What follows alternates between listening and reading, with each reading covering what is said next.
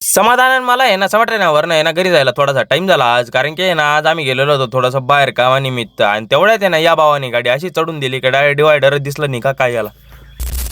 तर काय विषय पब्लिक, जय श्रीराम. मी आहे तेजस सोनवणे, स्वागत आहे आपल्या नवीन अशा ब्लॉगमध्ये. तुषार भाऊ मला घेऊन गेलेला डायरेक्ट किराणा दुकानात, म्हणे चल बसल्या बसलाय ना आपण थोडं फिरून येऊ. म्हटलं काय विषय नाही, मग काय मला काय थोडंसं फिरायला भेटलं तरी झालं म्हटलं. मग काय त्या भावाने घेतल्या भाऊ, काय ते किटकॅट घेतल्या म्हटलं चला आता आहे ना त्या खाऊन घेऊन घेऊ. पण खायच्या आधी ना पहिले आम्ही नीट पाहायला लागलो, म्हणजे किटकॅट कशी पाहू म्हटलं. बाबा टिल्लू तेवढं झालं नाही की मी ऑफिसला आलो, म्हटलं चला आहे ना आपलं काम वगैरे करून घ्या होतं. मग काय समाधान पण सोबत होता, पण आपले सर काढारी इकडे तिकडे कॅमेरा फिरत होते. म्हटलं काही विषय नाही बरं का. रुको जरा. तेवढ्याच समाधानचं माझा ठरला, म्हणे चल तर आपण आहे ना तवर सटाण्याला पण चक्कर मारू.